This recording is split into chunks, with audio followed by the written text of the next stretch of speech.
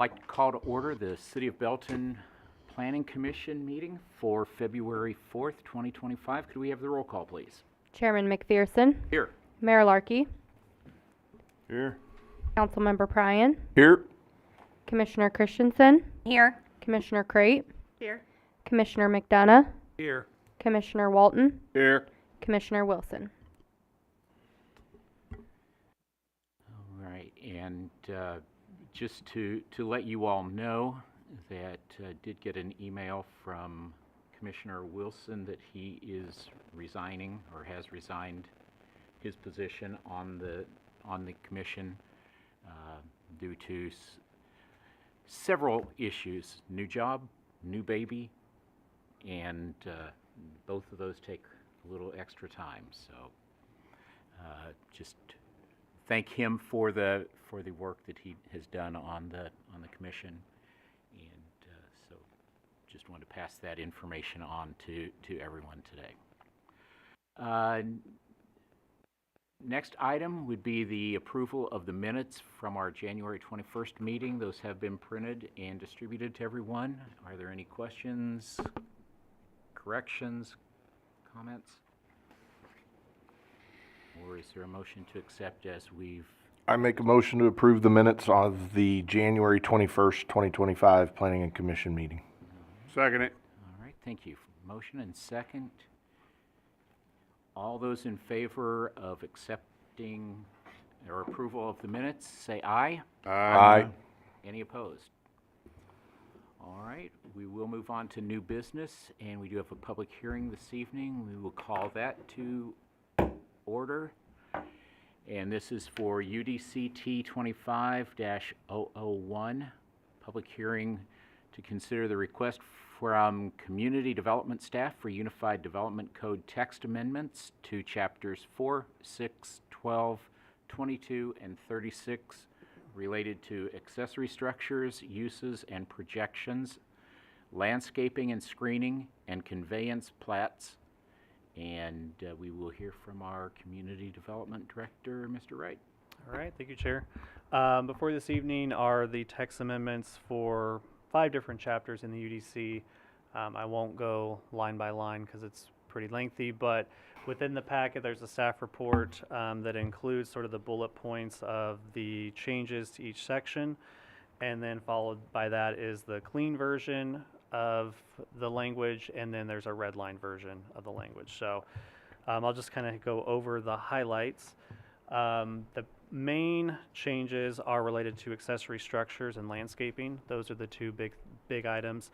Particularly the accessory structures, one of the bigger changes is that we continuously run into issues with the size limitations on accessory structures, particularly outdoor storage sheds. Those are currently capped at 200 square feet. And based on what most cities in the metro have, we are quite a bit more restrictive. So we are proposing to increase that to 400 square feet or 5% of the lot area, whichever is greater, which generally I believe is about any lot that's over 8,000 square feet may have a slightly larger, based on as their lot gets bigger, they could have over 400 square feet. With that, we are still keeping there's currently an accessory structure limit of 2 accessory structures per lot, which again can be very limiting once you start kind of adding different structures to the property. We are still proposing to keep that 2 limit only for storage sheds. That way you don't end up with a collection of multiple small sheds. You either have one big shed or you could have 2 smaller sheds. Some of the other things are just kind of cleaning up things, adding greenhouses, hobby shops, things like that, that will generally follow the same requirements as a shed, but we just want to make sure that the terminology is in there to cover those types of uses. Sports courts are not listed in there, but we do occasionally receive requests for people putting in outdoor sports courts in their backyards. Most cities do have the standards for that, so we are adding that as well. Amateur radio towers are something that we occasionally will get a call about. Those are like ham radio towers. Most cities allow requirements or have maximum height limits of that of 150% of your base zoning district. So, for example, in our single-family zoning district, the max height is 35 feet. So the max height of that tower could be approximately 52 feet tall. That's actually a little bit less than what we've seen some other cities that have something quite a bit more than that. But I think that's still within keeping, and also within keeping of general legal issues that have been presented through the telecommunications regulations in the past. We have also had a number of variance requests for agriculture zone properties. An example was we have a number of large lot, typically 5 to 10 acre lots at the northeast corner of the city along Harris, 155th and Kentucky Road, where there are properties that are set back significantly far from the street, and they're at the very back of the property. So anytime that they want to put an accessory structure, they have to get a variance if they're going to put it in front of their house. We've had a situation where there's a house at the very back of the lot and they wanted to put an ADU in front along a pond. The ADU was still significantly far back from the property, not even visible from the road, but they still had to go through a variance. So with that and some other potential accessory structures that have popped up over time in that area, we are recommending to make an exception to front yard structures. If the house is set back more than 500 feet from the road, you're allowed to have an accessory structure in your front yard, provided that it is set back at least 200 feet from the road. So still not very, neither the house nor the accessory structure is very visible from the road. So we think that that is the best way to accommodate that, and we have found some examples of that in some other codes, not necessarily in the metro, but elsewhere in the country where that has worked out.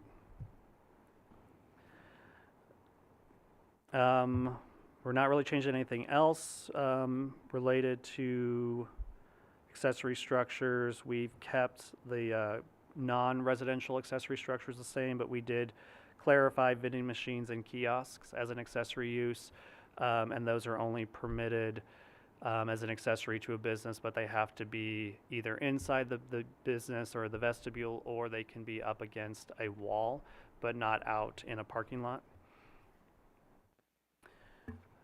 We've also added private recreational facilities. Those are different accessory uses that are associated with apartment complexes or neighborhoods that have community clubhouses, swimming pools, those types of things. Just adding to that list based on the types of requests that we typically see here and in other communities.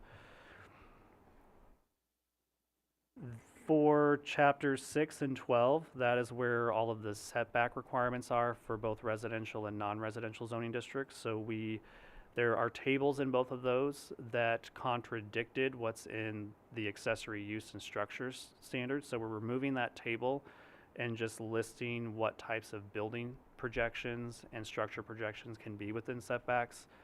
That just more clearly outlines that and separates building projections from accessory uses because they're not necessarily one and the same. Also within the residential section, we went ahead and did some cleanup in section 6-4 related to minimum square footage. We have a minimum square footage for all new single family at 1,200 square feet, but we did add the caveat unless there's a different minimum that's established with the PUD or overlay, which could be smaller or larger, just depending on the development plan that's received. We removed the plot plan checklist because we maintain that internally and post that on our website, and that is occasionally amended based on any other code amendments that are made or any other regulations that may be required to be reviewed with those. Updated our driveway slope allowance, and we removed any reference to keeping of animals, outdoor storage, and vehicle parking, as those are all tied to Chapter 4. Same cleanup on Chapter 12 with the building projections. And then on Chapter, any questions on the accessory uses or any of those other cleanups? Yeah. Have you addressed the height of accessory structures? So those are all based on the height of the home. So the accessory structure can't exceed the height of the principal structure. That's the way it's currently written, and we really haven't run into any issues with that I'm aware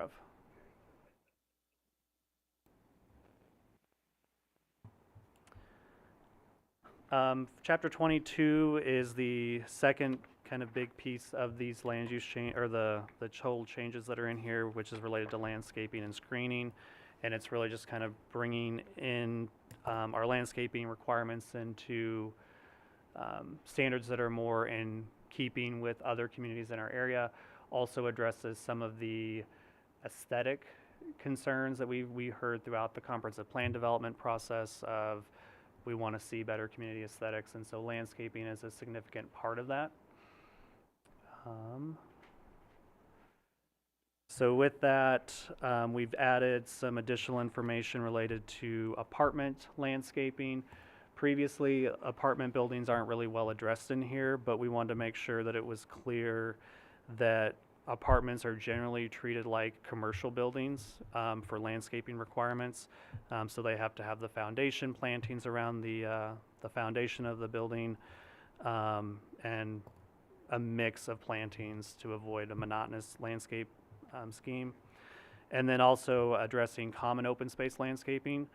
That's not been addressed well in the code before, and so we have a lot of trails through neighborhoods that don't have any trees, where obviously on a trail you would want some shade.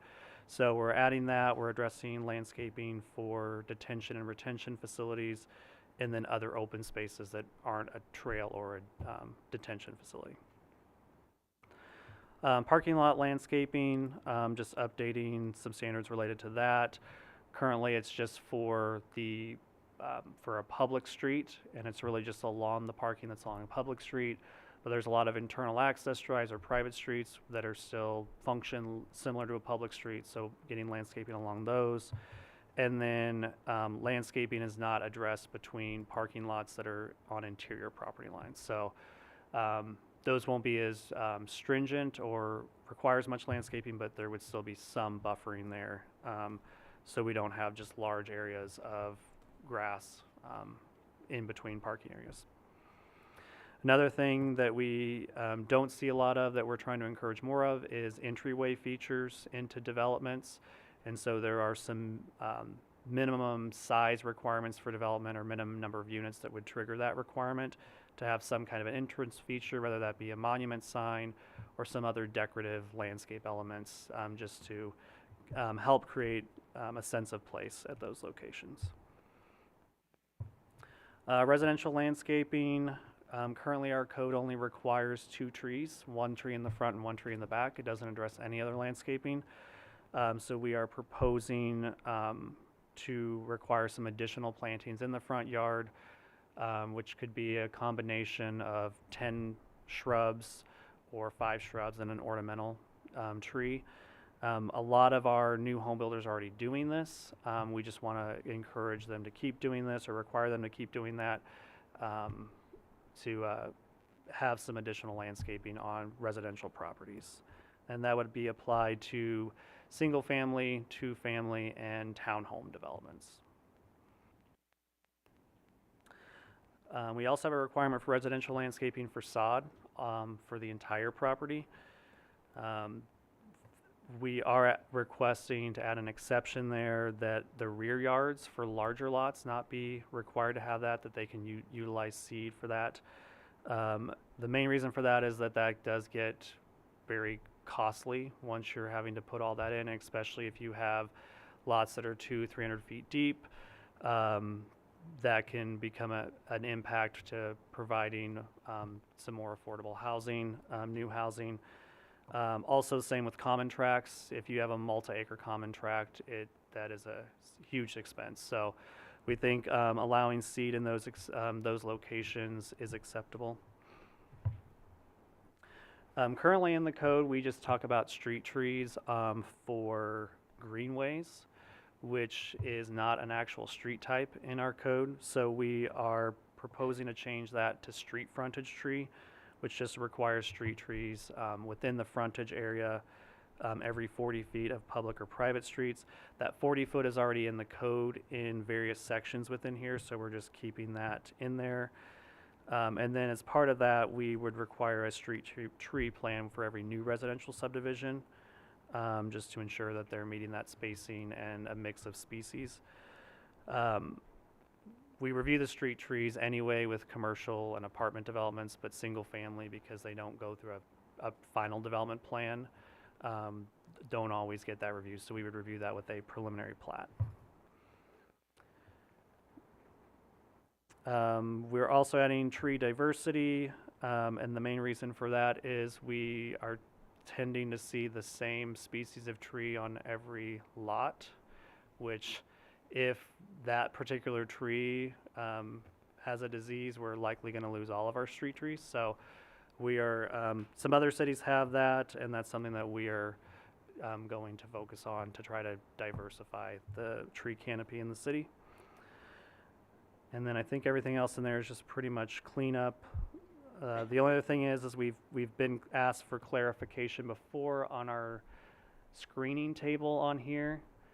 It was not clear before which are we using, the row or the column. So we're just clarifying which does what there.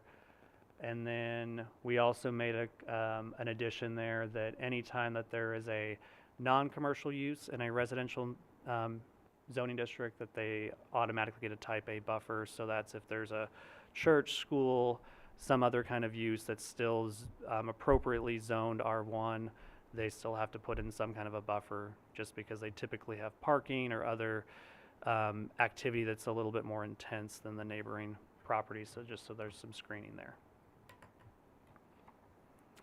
And then the last item is related to Chapter 36, and that is to add a conveyance plat, which is a type of platting that is used to just modify property boundaries as part of a real estate transaction. It's typically done to kind of help at the beginning of the real estate development process. It basically makes it clear that we are not platting this for development, we're just platting this for the sale of the property. And then that new parcel that's created would then come forward at a later date for rezoning and their development plan. So it's just a way of accommodating some development. We've had some situations come up where that's needed, and rather than bringing them through a full development process, especially when they don't know 100% what they're going to do with the property yet, they just want to at least get that secured so they can proceed with a development proposal in the future. That is all that I have on that, unless there's any questions. All right, since this is a public hearing, we will ask here that would like to speak either in favor or in opposition to any of these code changes as they've been presented. Can I just ask a clarifying question? Okay, if you'd come to the microphone, just give us your name. Hi, I'm Mary Cummings. You talked about a tree in the front yard and a tree in the backyard. That the older homes are grandfathered in, that's not a, Yes, so this would only apply to new construction. okay, that was my concern, because I just had a tree cut down in my backyard. All right, great. Anyone else? Any other?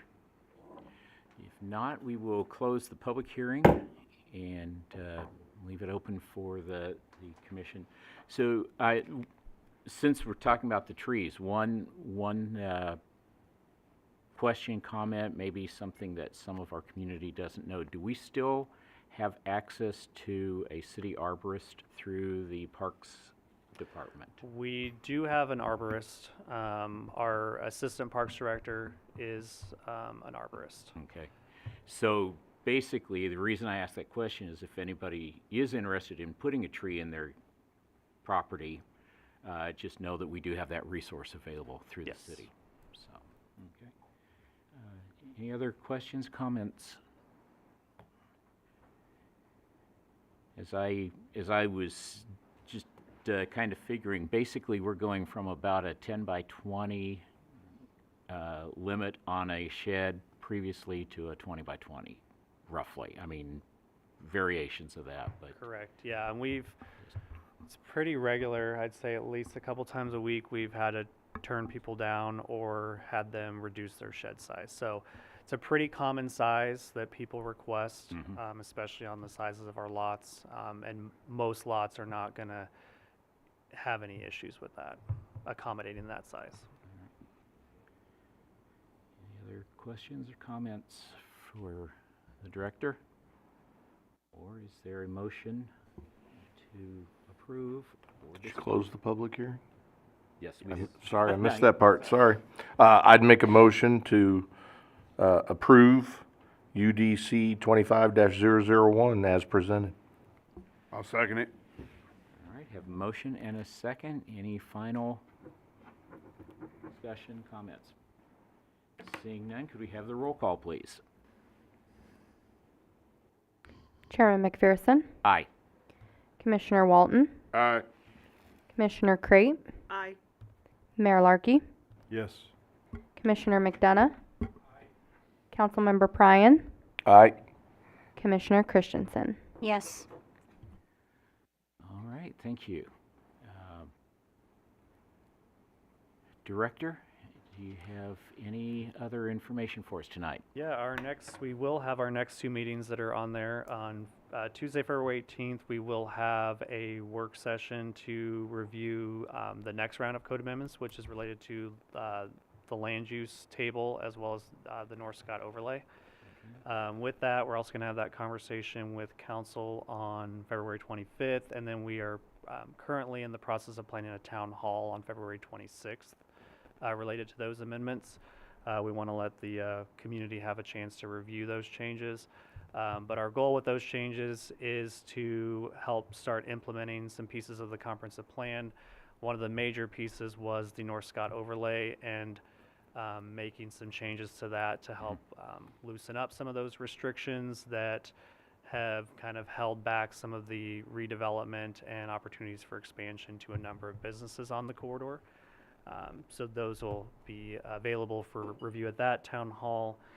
We'll also probably have some drafts for the commission to look at on February 18th. So Okay. that's coming up then. And then on Tuesday, March 4th, we will have our annual capital improvements plan presentation for the Planning Commission. All right, very good. So, lot coming in the future for us. Yep. So, all right. Ask anyone in the committee have any? Second. Second it. We have a Oh. motion and a second. All those in favor say aye. Aye. Any opposed? We are adjourned.